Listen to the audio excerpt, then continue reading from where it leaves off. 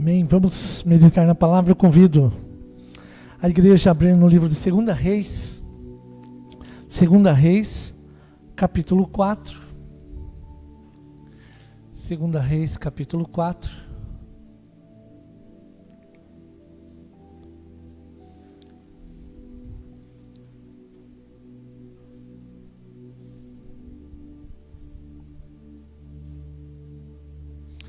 Dos versos número 1 ao verso número 7.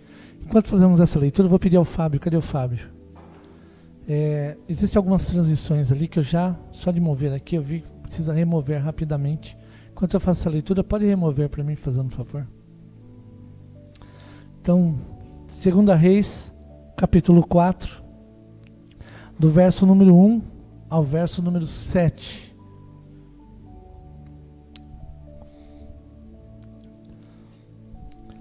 Certa mulher, das mulheres dos discípulos dos profetas, clamou a Eliseu dizendo: meu marido, teu servo, morreu, e tu sabes que ele temia ao Senhor. É chegado o credor para levar os meus 2 filhos para lhe serem escravos. Eliseu lhe perguntou: que te hei de fazer? Dize-me que é o que tens em casa. E ela respondeu: tua serva não tem nada em casa, senão uma botija de azeite. Então disse ele: vai, pede emprestado vasilhas a todos os teus vizinhos, vasilhas vazias, não poucas. Então entra e fecha a porta sobre ti e sobre os teus filhos, e deita o teu azeite em todas aquelas vasilhas, e põe a parte a que estiver cheia. Partiu, pois, dele e fechou a porta sobre si e sobre seus filhos. Estes lhe chegavam as vasilhas e ela as enchia. Cheias as vasilhas, disse ela a um dos filhos: chega-me aqui mais uma vasilha. Mas ele respondeu: não há mais vasilhas, não há mais vasilha nenhuma. E o azeite parou. Então foi ela e fez saber ao homem de Deus. Ele disse: vai, vende o azeite e paga a tua dívida, e tu e teus filhos vivei, tu e teus filhos vivei do resto. Nesse momento, deixa eu voltar aqui então. Se o Fábio não consegue voltar mais, não tem problema. Nesse primeiro momento, nós estamos olhando para um texto onde nós encontramos o profeta Eliseu, um profeta de Deus, um homem segundo o coração de Deus, um homem que fez maravilhas no meio do povo de Deus. E esse profeta, agora ele encontra com uma mulher, e essa mulher, ela era esposa de um dos seus servos. Esse seu servo havia morrido, ele faleceu, e agora a dívida, havia uma grande dívida, havia as dívidas comuns do dia a dia. E na cultura judaica, quando a pessoa fica viúva, a mulher fica viúva, ela não pode trabalhar. Então quem sustenta a casa, quem sustenta o lar é o homem. O homem tem esse compromisso dentro da visão judaica de abastecer, suprir o seu lar. E quando uma mulher ficava viúva, ela ficava desamparada socialmente, ela ficava desamparada financeiramente. E esse desamparo dessa mulher também se agravava, porque se ela tivesse filhos pequenos, como aqui no texto, nós vemos que os credores bonzinhos, diziam: você não tem como pagar, não tem problema, me dá seus filhos aqui. E eles eram levados como escravos para agora pagar a dívida que havia ficado. Quando nós olhamos para esse texto, para o contexto o qual esta mulher estava vivendo ou vivenciando, nós também agora compreendemos que ali há uma lição sobre o agir de Deus na história dessa mulher. Por isso, a primeira lição que nós aprendemos é que a levar os nossos pedidos a Deus é a primeira lição que aprendemos. Olha o verso número 1. Ora, uma dentre as mulheres dos filhos dos profetas clamou a Eliseu dizendo: meu marido, teu servo, morreu. Olha agora o grife que eu deixei: e tu sabes que o teu servo temia ao Senhor. Aqui está o grande diferencial. Por isso, ela vai continuar dizendo: agora acaba de chegar os credores para levar meus 2 filhos para serem escravos. Aquela mulher, em primeiro lugar, ela está indo ao profeta Eliseu levar a sua causa ao Senhor, levar a sua causa a quem realmente tem o poder e a autoridade de mudar a história. Quando nós olhamos esse panorama cultural, olhamos a vida daquelas pessoas, nós vemos que há um requinte até de crueldade, não há misericórdia, é olho por olho, dente por dente realmente. E aquela mulher não sabia como resolver o seu problema, e ela compreende, mesmo dentro da sua limitação, que Deus poderia resolver o seu problema ou mudar a sua história. Ela realmente não tinha mais o que fazer, e quando nós chegamos ao ponto onde nós não temos mais como resolver, nós olhamos como servos também, sabendo que Deus é quem conduz as nossas vidas. Nós podemos olhar como servos, tementes ao Senhor, saber que Deus ainda está na história, independente das circunstâncias. É possível mudar? Sim, é possível. Deus pode mudar todas as coisas, não é verdade, Júnior? Né? O que parecia perdido, Deus entra na história e vai restaurando. Deus vai restaurando a minha vida, a sua vida, e Deus vai mudando todas as situações. O agir de Deus, Ele está no meio do povo. Por isso, quando nós nos reunimos como igreja, nós oramos uns pelos outros. Aquelas pessoas que nós estamos em sofrimento, aquelas pessoas que estão necessitadas, o Senhor sabe das necessidades delas. O Senhor intervém na história delas. E talvez você pense: mas não foi como eu queria. E aqui está o grande diferencial. Hoje, pela escola dominical, nós estudávamos sobre a vida boa. O que é ter uma vida boa? E muitos acham que ter a vida boa é, como eu citei o exemplo de manhã, é estar em frente ao mar numa rede balançando. Isso é uma vida boa. Nós brincamos, essa pessoa é uma vida mansa, né? Uma vida boa. Mas a vida boa em Deus, em Cristo, é você ter a paz no meio da tempestade e das dificuldades da nossa vida.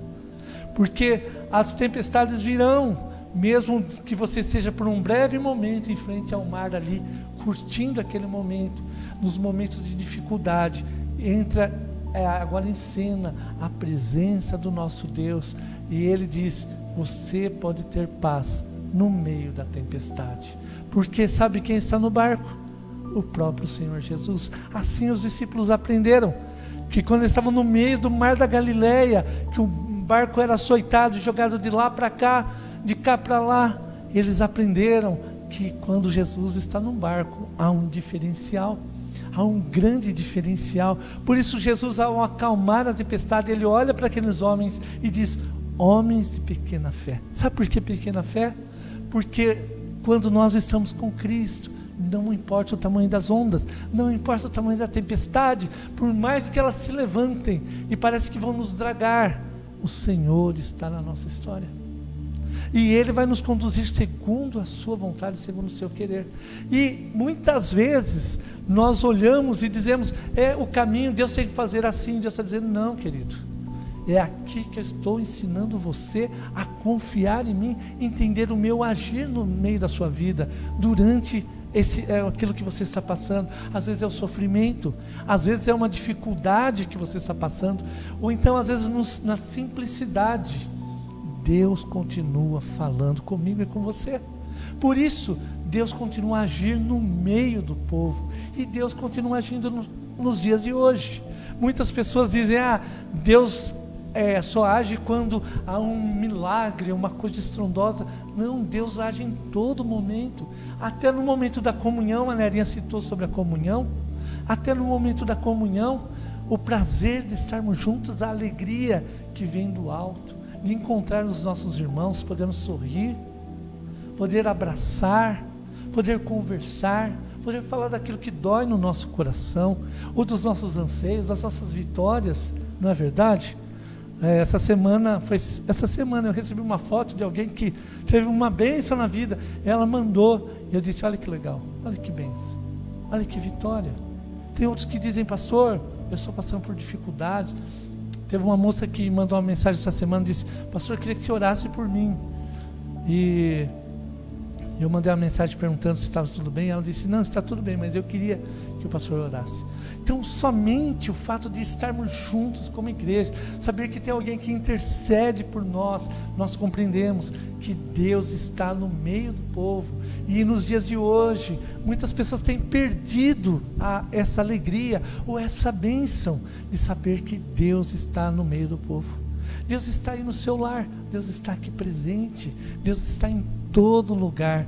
E quando nós pensamos, mas eu não posso ir à igreja, eu estou lá no meu lar abandonado, Deus está dizendo nada disso. Como igreja, agora nós nos abraçamos e dizemos, nós estamos juntos, nós continuamos a interceder e amar uns aos outros. E mesmo se você de casa não pode vir agora, amém, glórias ao nosso Deus, nós continuamos amando você. Essa igreja continua firme, intercedendo para que cresçamos juntos em Cristo.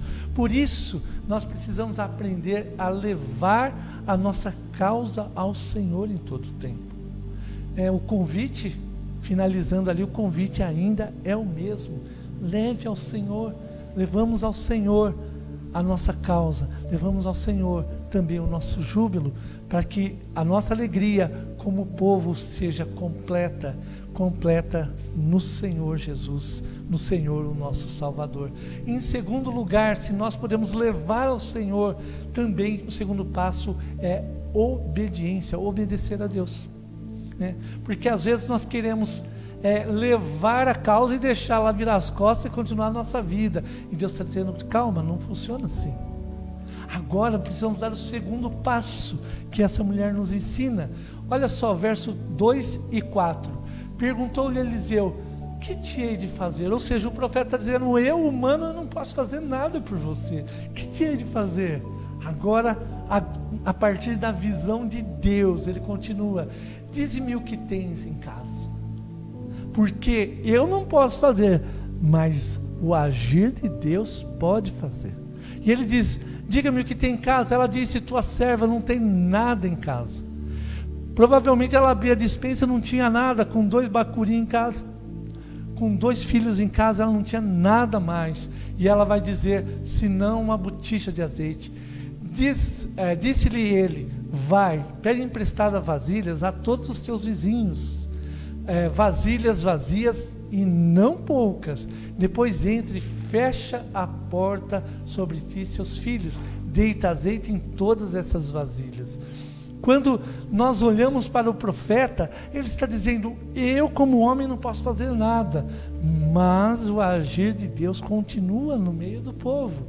E ele diz, então, faça o seguinte, você é uma mulher de relacionamento, porque ele disse, vá, converse com seus vizinhos. Hoje, morando em apartamento, a gente fica até com medo de bater no vizinho, né?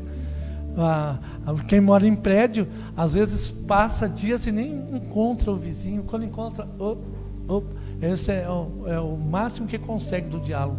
E agora Eliseu está dizendo à mulher, vai lá às suas vizinhas e pede para elas, ei, você tem uma vasilha para me emprestar vazia? E começa a angariar vasilhas, e ela, no sinal de obediência, agora ela vai. Quando você olha para o confiar, ele é algo importante. Por exemplo, algumas pessoas entram na minha casa, nós entregamos a chave, minha mulher confia até mais que eu. Ela passa a senha de cartão para as pessoas irem no mercado, né?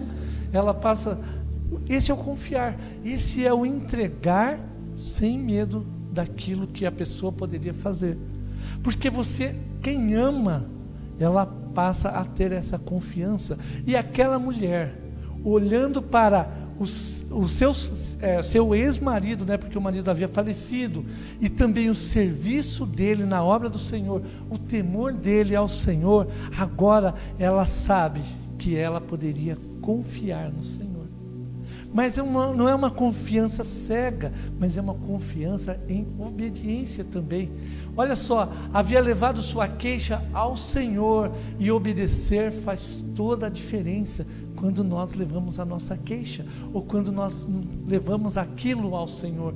Por isso, agora ela precisa pegar as vasilhas e não ficar ali reclamando e se martirizando na frente do profeta. Ah, coitadinha de mim, profeta, coitadinha, eu não consigo pegar vasilhas, eu não tenho força para pegar vasilhas. Ao contrário, ela vai rapidamente obedecer o que o profeta havia dito.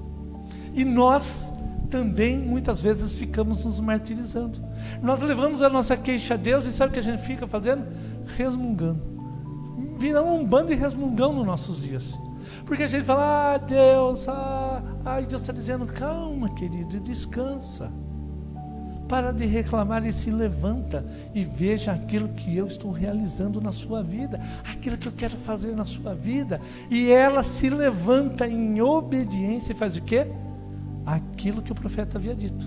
Ela vai em busca das vasilhas, porque ela sabia que se ela foi ao Senhor, o Senhor vai dar uma resposta ao que ela havia clamado.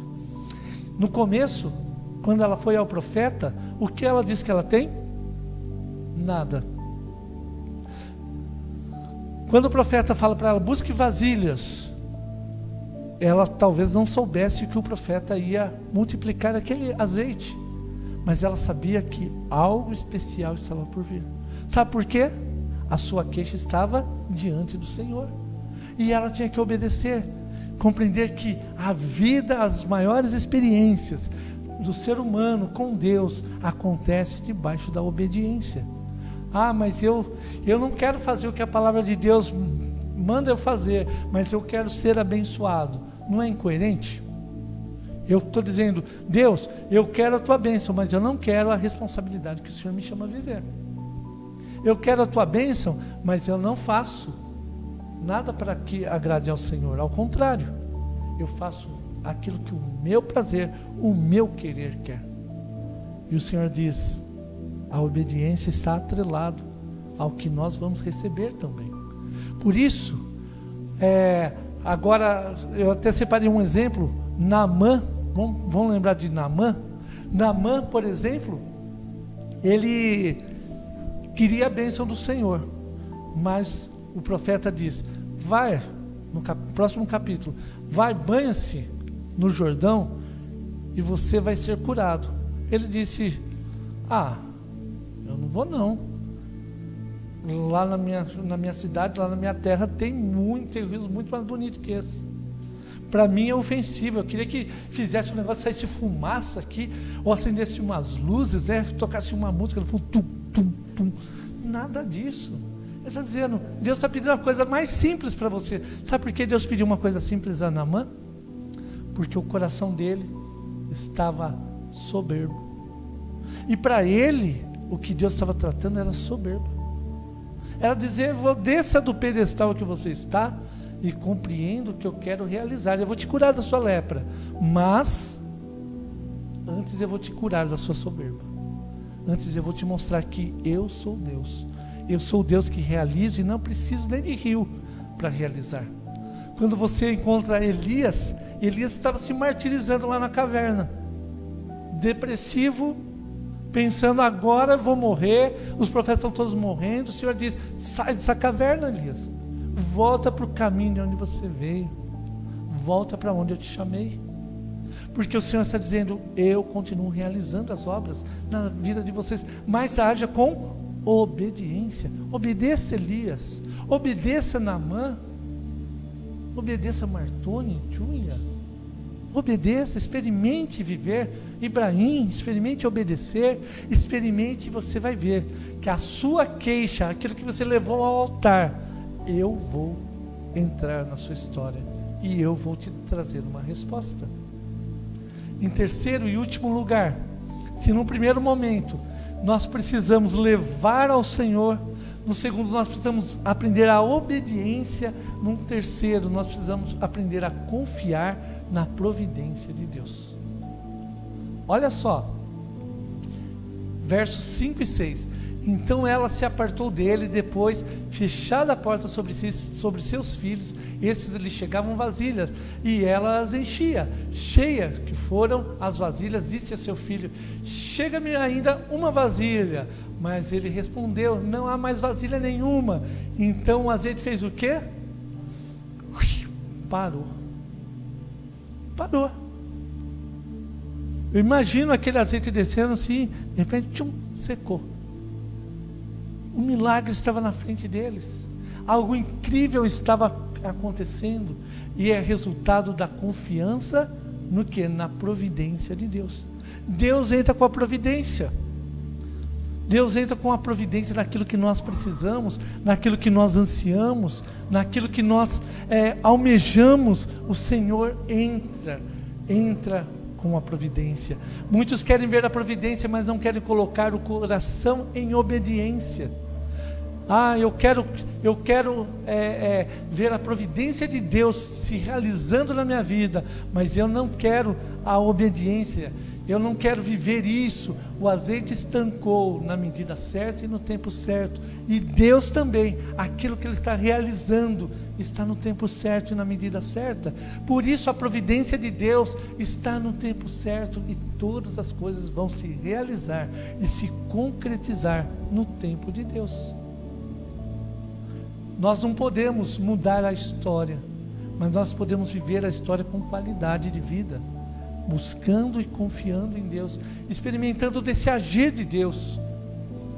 Paralelo, nós vemos a mesma forma, foi a multiplicação dos pães e peixes. Quando nós olhamos Jesus multiplicando pães e peixes, na hora que todo mundo foi alimentado, fez o quê? Estancou. Porque Deus está dizendo: não encha celeiros, não fique enchendo celeiros, aprenda a confiar em mim. Olha os lírios do campo, veja as aves do céu, veja que as aves não estão plantando, não estão fazendo nada, e o Senhor está alimentando elas diariamente.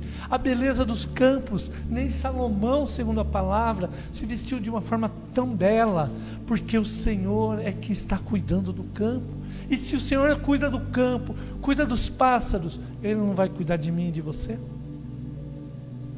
Esse é o agir de Deus, é o agir de Deus na minha e na sua história. Por isso, agora você olha ainda no texto, e você olha que me faltou a palavra aqui, você olha que a realização do milagre, ele não aconteceu de uma forma aberta.